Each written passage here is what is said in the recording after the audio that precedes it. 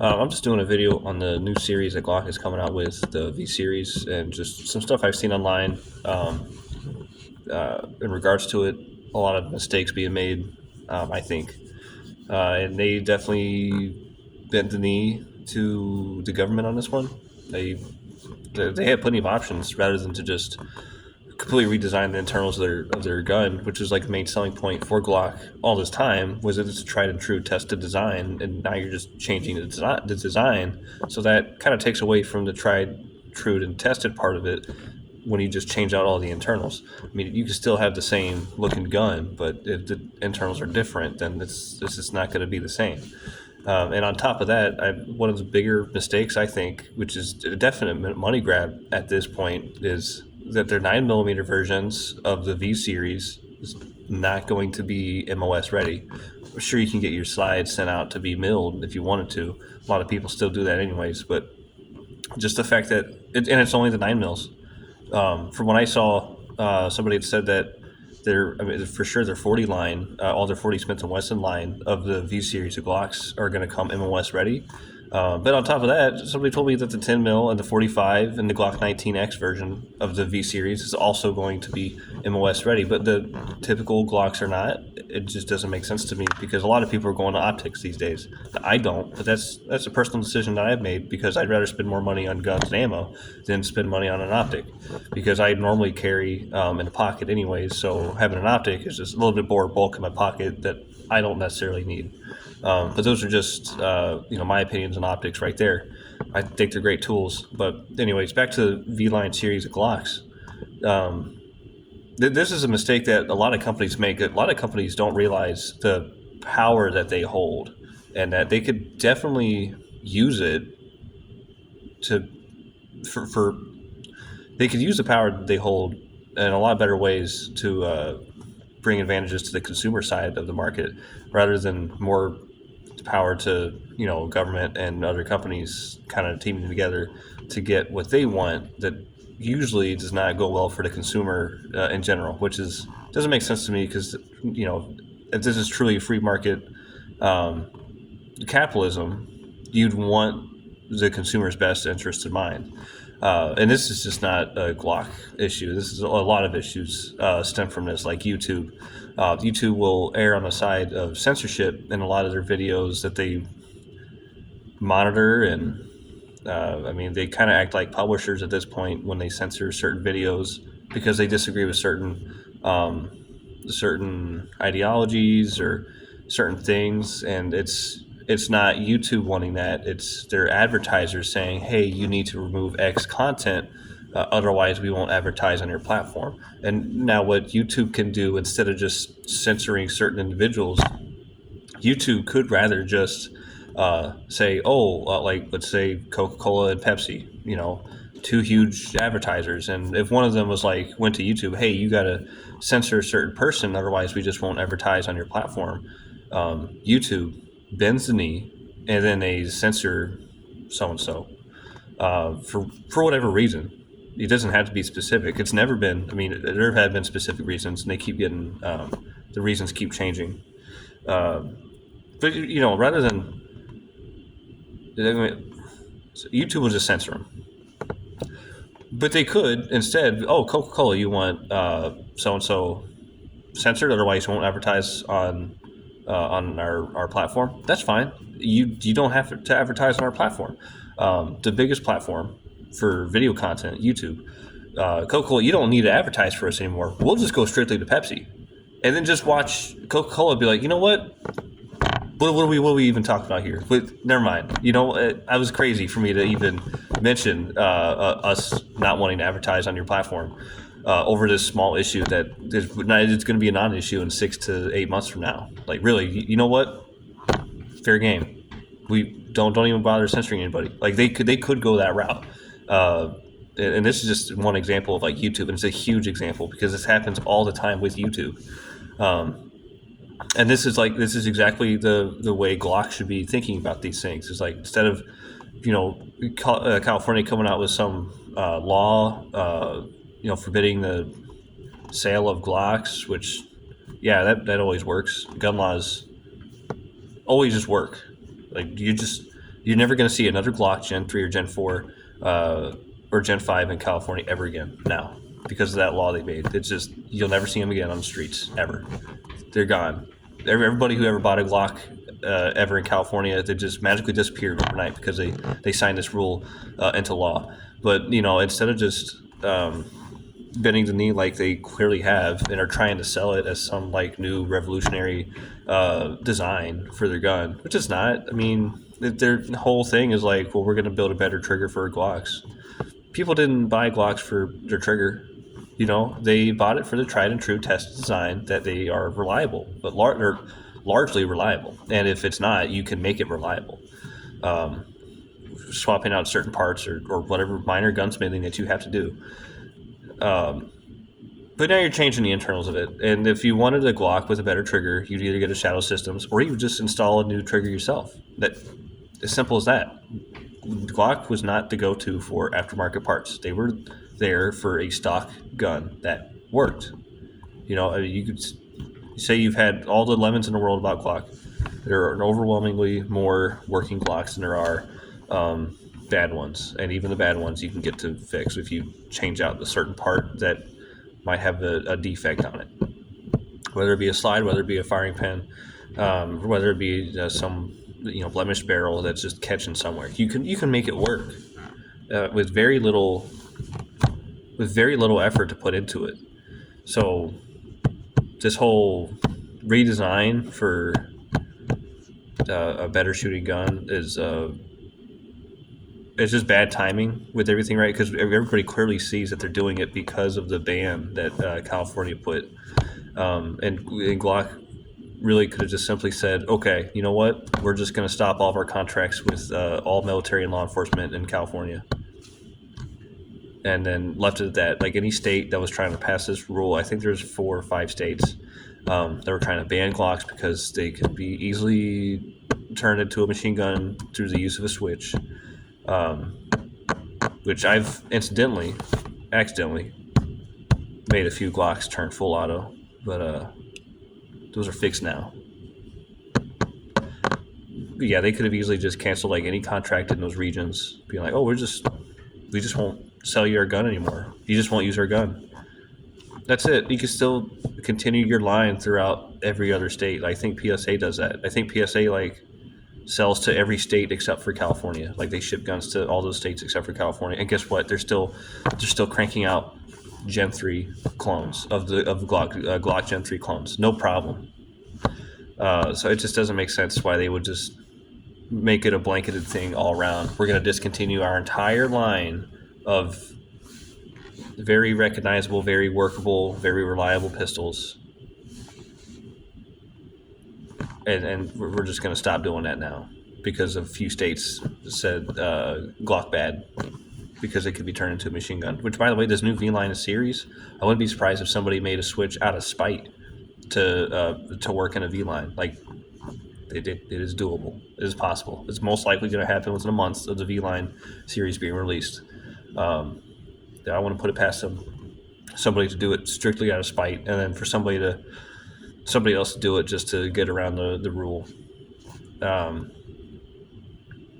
then the Glock 19X being MOS for the V-Line, the Glock 19X irritates me. It really does, because it's basically a Glock 45.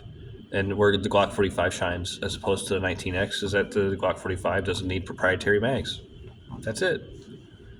And even a Glock 45, it never appealed to me. I would never get a bigger pistol grip on a gun with a shorter barrel. You might as well just go full size at that point. You might as well just get a 17. Or I think it's 47 now. The 47 is the new full size. But yeah, they had so many ways they could have gone around this. Just, stop selling to those states entirely. And that would have changed people's minds, probably on how the way they voted or became more active. Like, oh, I want Glock again. I'm going to start voting a certain way or move to a different state. And now you just made this blanket rule that affects all 50 states. It just doesn't make sense, unless if you just want to run a company to the ground. Then I guess that's a good way of doing it. But I'm no CEO of some large firearms manufacturer. So what do I know? I just know that sells to like every state except for California, um, and they might sell. They might also have a few of those other states blacklisted too, and then they still sell a lot of guns. Say what you will about PSA, about their QC and all that, but I mean, let's just take a Gen 3 uh, Glock clone from PSA. If you get any issues with it, it's the same thing with Glock. You could find out what the issue is. You fix that issue. You can address it. It's a budget gun. You can make it reliable. It's and they're still selling to like almost every single state that doesn't have some dumb restriction on it. And they even have on our website, hey, we don't ship to certain states.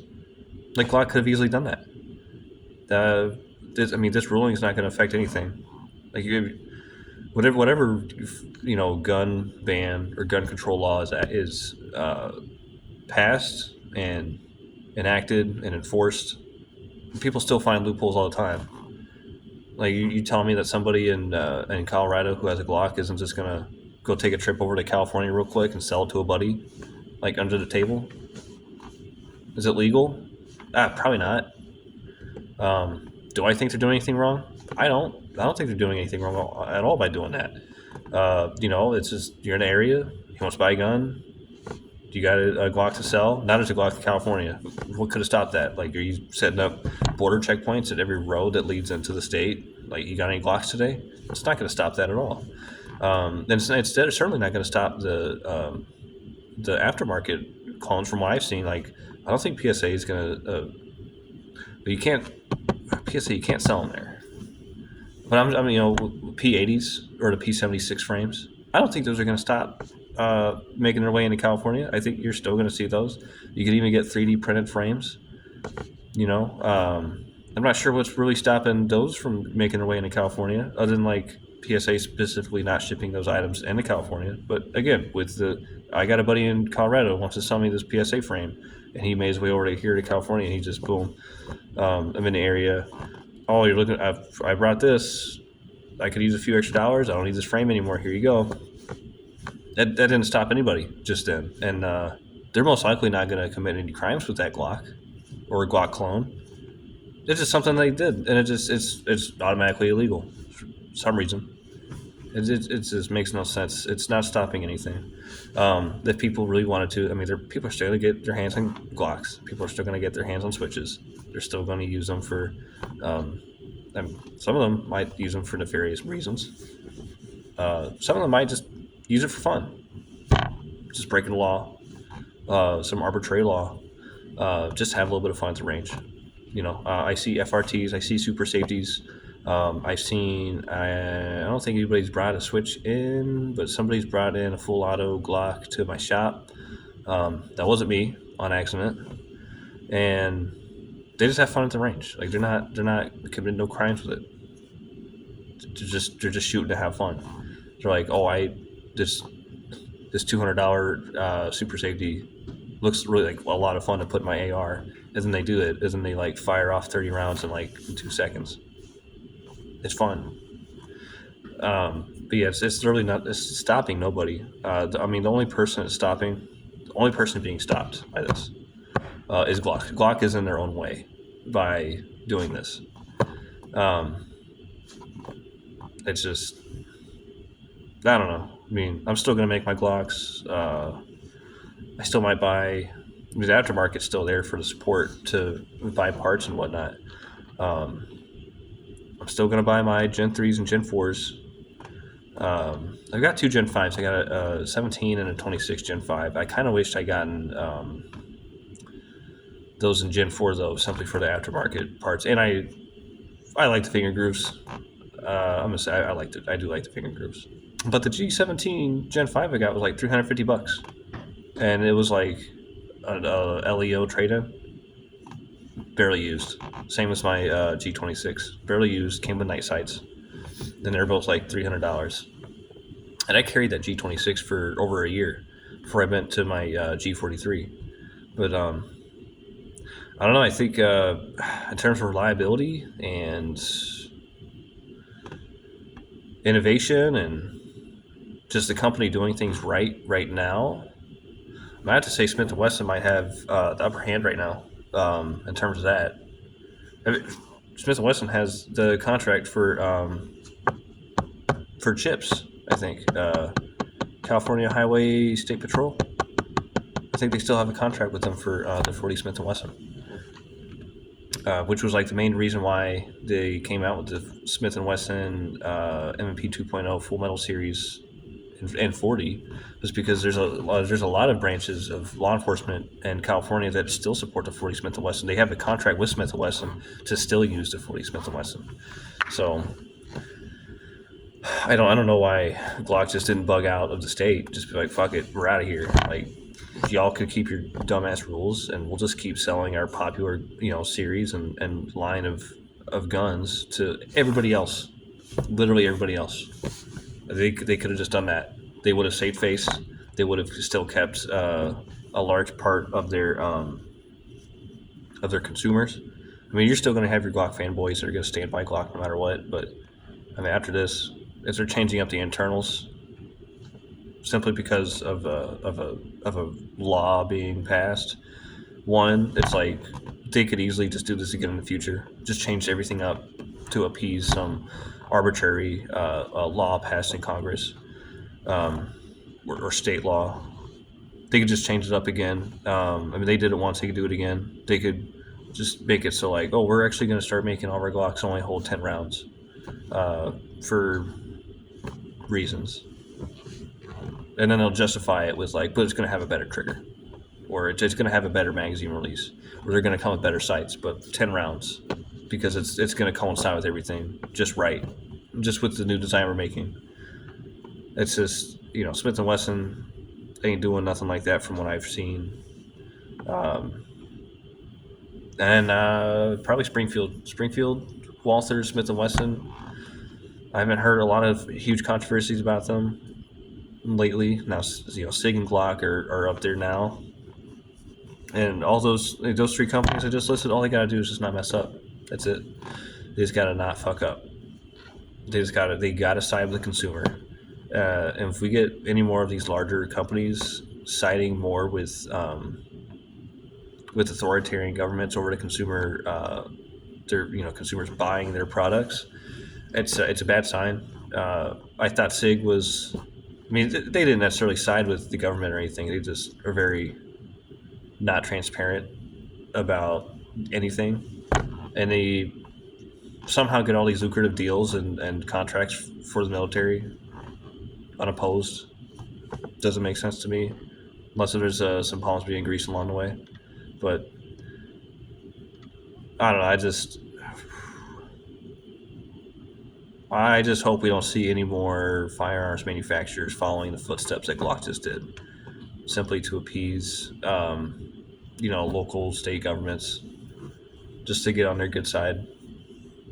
Like, they're not throwing Glock any bones. They're not giving Glock any contracts for anything really. Especially California. California's got a contract with Smith & Wesson. Smith & Wesson ain't doing nothing like this right now. Matter of fact, they're innovating more than Glock with the Shield X and the Bodyguard 2.0. Two great firearms. The Metal Series, great firearm. Glock, what have you innovated lately? You stuck by tried and true tested designs for so long. You never innovated. But you were reliable. You were a good go-to. You were a great, you were overpriced for sure. But that still could have been forgiven for the tried true test design aspect. But then you went and changed the design like way more than you ever had before. And for what? You're not getting any extra money out of it. You're losing money now. And you're going to lose a lot of your fan base. I mean, you're still going to have your Glock fanboys for sure, but not many people are going to stand by this decision. I don't see people lining up for the V Line series just yet. People are buying up more of the older Glocks now. They're probably going to sell them for like $1,000 afterwards. $2,000 Gen 3 19 clone. I know what I got. You're going to see a lot of those. But hopefully, like I said, nobody else follows in these footsteps, and hopefully Glock gets their shit together. But they probably won't. this was a huge misstep, and it'd be even more embarrassing. I'd forgive them if they were like, all right, that was our bad. Fuck it, we're not doing. We'll do a V Line series for sure. If they really want to go that route, to continue the V Line series just for the better trigger. But we're also not going to discontinue all of our other lines of Glocks that we just said we discontinue. I'd forgive them. I won't forget, but I would forgive. I just don't see them doing that though. It'd be embarrassing. I mean, they've already embarrassed themselves so much. It's like a humiliation ritual. But those are my thoughts on the V Line series. Just the nonsensical money grab of making everything MOS ready except for all the 9mm besides 19X, arguably their worst 9mm Glock, and just this huge misstep. Huge misstep.